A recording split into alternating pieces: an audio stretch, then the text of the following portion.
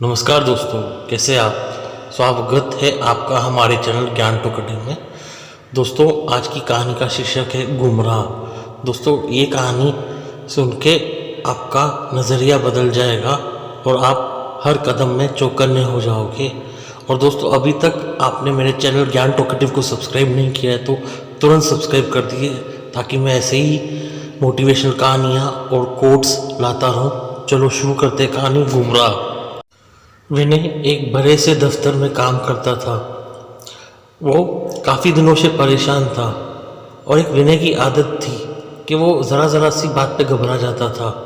और हाल ही में उसकी शादी हुई थी। शादी के सिर्फ 2 साल ही हुए थे, लेकिन उसकी शादी जो थी, आए दिन घर में झगड़े और छोटी छोटी बात में कलेश होते थे। उसको एक बच्चा भी हुआ था जो अभी करीब 1.5 साल का होगा, लेकिन वो इसी चीज़ में परेशान था। विनय एक ऐसा मनुष्य था जो अगर उसे परेशानी आता था तो वो बाबा वगैरह के पास जाता था या अंगूठियाँ पहनता था। उसे लगता था कि ये सब ग्रहों का चक्कर है। इसी का फ़ायदा उठा के एक दिन उसी के दफ्तर के मुलाजिम असलम ने उससे फंसाने की सोची। असलम सोचता था बकरा अच्छा फंसेगा, उसे सिर्फ ये बताऊंगा कि तुम्हारे पे साया है, इस वजह से तुम्हारे घर में आए दिन झगड़े होते हैं और इसके वजह से तुम परेशान रहते हो। वो आराम से फंस जाएगा और मैं उससे अच्छा माल ऐंठूंगा।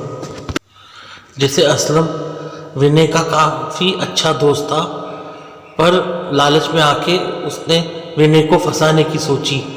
तो उसने विनय से कहा, अरे भाई, तुम चिंता क्यों करते हो? मुझे लगता है तुम्हारे ऊपर कोई साया है जो तुम्हें ये सब परेशानियां दे रहा है। इसके वजह से तुम घर पे सुखी नहीं हो।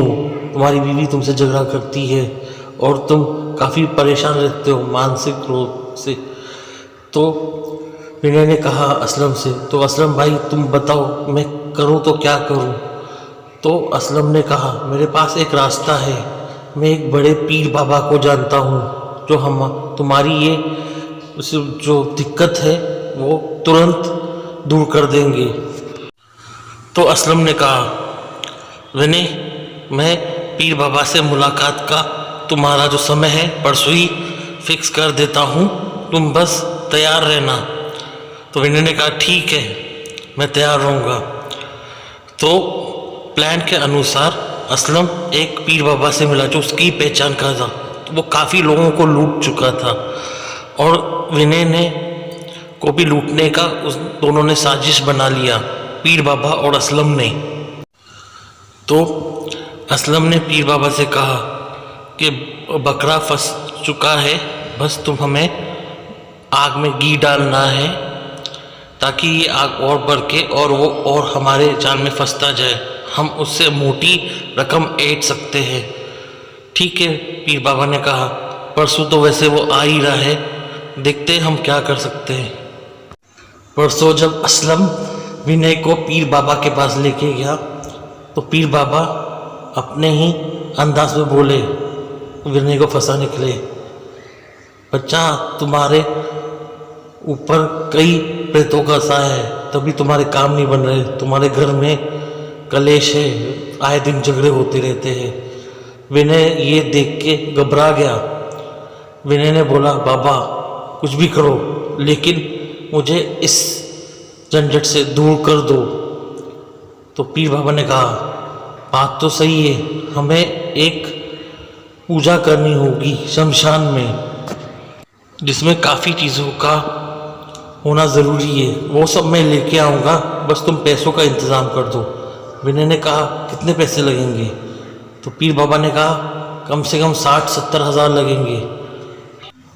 पीर बाबा ने विनय से कहा, बाकी चीज़ तुम्हें असलम समझा देगा।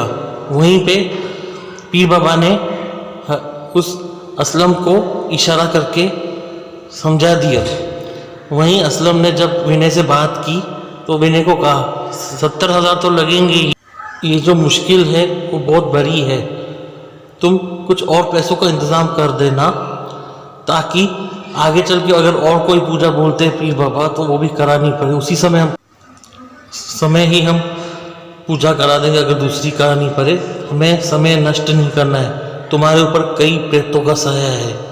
बार बार असलम ये बात बोल के विनय को डरा रहा था। तो विनय ने कहा कब करनी है पूजा? तो असलम ने कहा कल यही समय पे तुम पीर बाबा के यहाँ पे आ जाओ, हम पूजा कर लेंगे। नज़दीकी मस्जिद के पीछे शमशान है, वहाँ पे ही हम ये कर लेंगे।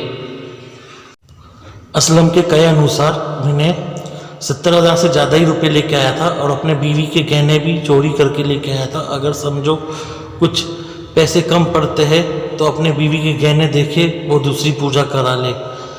और आगे देखते क्या होता है विनय के साथ। जैसे ही विनय पैसे लेके पीर बाबा के पास पहुंचा, वहाँ असलम भी मौजूद था। तीनों मस्जिद के पीछे कहे अनुसार शमशान के यहाँ पहुँचे और अपनी पूजा आरंभ करना चालू किया।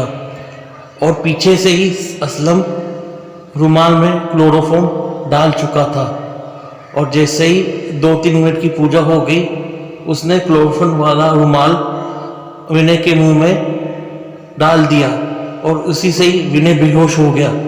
और जैसे ही विनय बेहोश हुआ, पीर बाबा ने उसके गले से चेन, हाथों से महंगी अंगूठियाँ और बीवी के गहने और सारे रुपए लेके फरार हो गए। जैसे ही विनय को होश आया, उसने देखा उसके हाथों की दोनों अंगूठियाँ गायब थी, एक सोने की एक चांदी की, और उसके गले की चेन जो सोने की थी वो भी गायब थी और उसके बीवी के सारे गहने गायब थे। और जो सारे कैश वो लेके आया था, लगभग 70,000 से ज़्यादा कैश लेके आया था, करीब 1.5 लाख तक, वो सारे गायब थे। विनय को समझ में नहीं आ रहा उसके साथ क्या हुआ। जैसे ही विनय अपनी पूरी तरह से होश में आया और थोड़ा उसे ठीक लगा, तो समझ गया था कि उसके साथ फरेब हुआ है, उसे गुमराह कर दिया गया है असलम द्वारा और उस पीर बाबा द्वारा। और उसने तुरंत ही जाके नज़दीकी पुलिस स्टेशन में कंप्लेंट दर्ज करा ली और पुलिस ने पूरा वाक़या पूछा। विनय ने सारा चीज़ विस्तार में बताया। पुलिस सबसे पहले तो विनय की मूर्खता पे उसे काफ़ी क्रोध आया। पुलिस ने विनय को कहा कि तुम इतने पढ़े लिखे होके तुमने ऐसी बड़ी गलती कैसे की, वो भी इन पीर बाबाओं के चक्कर पे। और तुम अगर परेशान थे, अगर तुम्हारे घर में कलेश था, तुम खुद से भी ये सुलझा सकते थे। अपनी पत्नी को आपस में दोनों बैठ के अपने गलत फहमियाँ दूर कर सकते थे, पर तुमने ये पीर बाबा के चक्कर में आके अपने घर के लक्ष्मी के गहने भी गवा दिए और अपने पैसे भी गवा दिए। तुम जैसे मूर्खों के वजह से ही ये पीर बाबा, फ़कीर लोग और काफ़ी सारे ऐसे बाबाओं के संस्थान हैं जो लोगों को गुमराह करके उनसे बड़ी मोटी रकम ऐंठते हैं और वक्त होता है तो वो फरार हो जाते हैं, हमें मिलते भी नहीं हैं। विनय को अपनी इस गलती पे बड़ा पछतावा हुआ।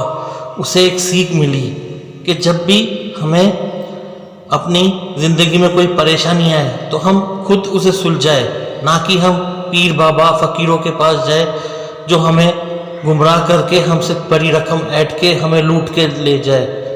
दोस्तों इसी चीज़ से ये कहानी ख़त्म होती है। दोस्तों इस कहानी से हमें ये सीख मिलती है कि जब भी कोई हमें ज़िंदगी में परेशानी आती है, कोई भी इंसान या कोई भी वस्तु हमारी जो प्रॉब्लम है या कोई समस्या है वो सुलझा नहीं सकती।